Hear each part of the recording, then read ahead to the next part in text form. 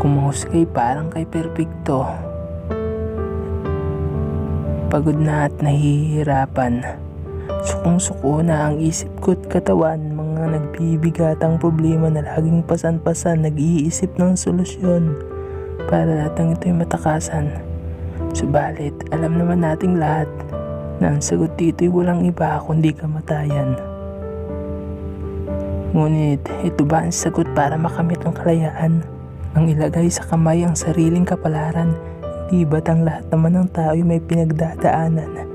Pero mas pinili nating harapin kaysa takasan. Oo, wala akong alam sa iyong nararanasan. At hindi rin ako umaasta na marami akong nalalaman. Gusto ko lamang mapabuti ka. Dahil kahit ano man ngayon ang iyong kalagayan, isipin mong mayroon kang kaibigan, dadamayan ka niya sa sakit at kalungkutan.